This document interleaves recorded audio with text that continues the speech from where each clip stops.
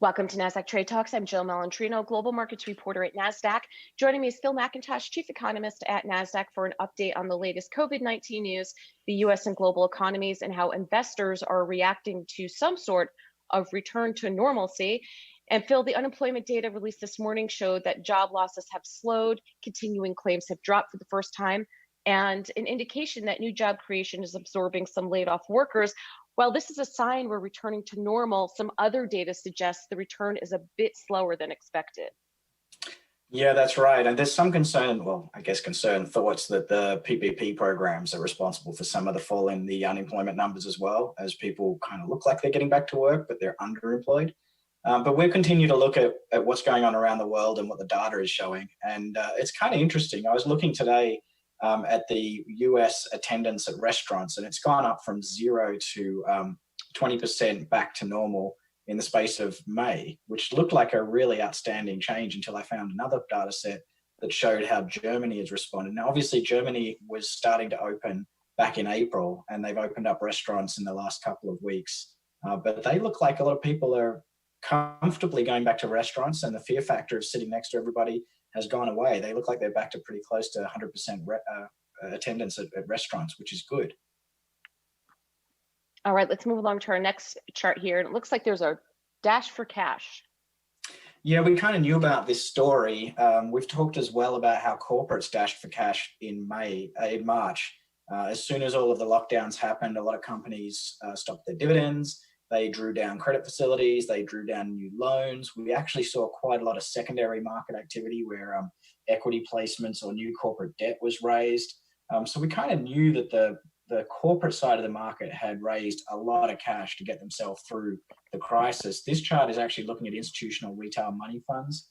So it shows that investors did the same thing, and it helps explain a little bit of the quirky bond performance that we saw in the middle of March when the Fed had to rush in with billions and trillions of dollars worth of rescue packages and new sponsored arrangements to support corporate bond indexes and corporate bonds, as well as treasuries and liquidity programs and lending programs.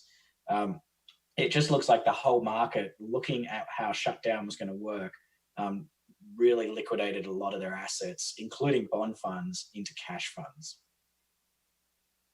All right, Phil, and we've touched upon this before, but let's talk about market valuations as we sit here right now on Wednesday, June 3rd. We are almost back to levels that we saw prior to COVID-19. It's only taken us 3 months.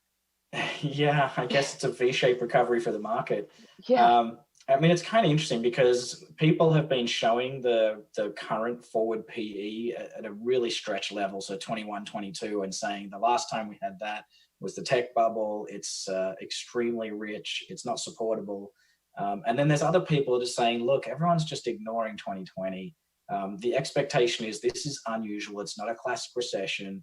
You're telling people to stay home, and in 3 or 4 months, you're going to tell them to all come back to work and things will pick back up where they left off. So based on that, if we look at 2021 EPS, you can actually see that the valuations are much closer to normal levels on that estimate. So you can see the forward valuation calculations closer to 18 times. I think the risk is to the downside, especially if we have a second wave of cases and 2021 doesn't turn out to be completely back to normal. But with other data that we're looking at, I mean, all of the forecasts that talked about vaccines taking 6 to 9 months at least, we haven't had that much new news on vaccines. We've had a couple go into stage 2 testing, and it's been a couple weeks, but it takes 2 or 3 weeks for people to even know that they've caught coronavirus in a lot of cases. So I think it's going to be slower and longer for us to get back to full capacity, and that's really where the market's trying to work out, is 2021 going to be back to normal or not? All right. Now, what about the dollar? Seems as if that has normalized as well. Yeah, I mean, along with a lot of other market metrics, spreads are back down pretty close to normal. The VIX is not back down to what I would call normal levels, but the stresses that we saw in the market in March, caused by that dash for cash, really did accentuate the value of the US dollar. It stayed a little elevated while everyone was focused on coronavirus, but just in the last week or two, The US dollar has fallen back down to what you would call normal levels. So it does look like, from an international perspective, the news cycle is starting to focus on a few other longer term things. And the sort of expectation is we know a lot more about coronavirus now. It's less scary. And hopefully in 2021, we will be back to relatively normal globally, where all countries have been affected and all countries will be coming back online at about the same level. All right, Phil, and to wrap up here, let's take a look at ETF fund flows. What can we discern from there?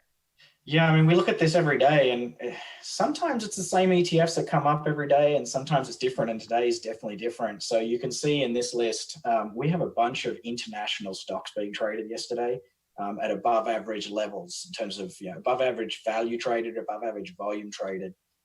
You've got a lot of emerging markets. You've got India and Brazil in there, as well as some European exposure. So it looks like there was a lot of activity pivoting away from the US, which has outperformed during this crisis, back into foreign markets. The only other thing that's going on there, the top two ETFs are gold miner ETFs. And that's kind of interesting because the gold price itself in May has been relatively stable. The gold price really hasn't rallied as much as the fear of coronavirus would have indicated it probably should. So potentially that's people that had bought into gold miners, which are also going to benefit from a higher gold price, and now taking some money back off the table. All right, Phil, thanks so much for joining me on Trade Talks. You're welcome, Jill. All right, and I'm Jill Malandrino, Global Markets Reporter at Nasdaq.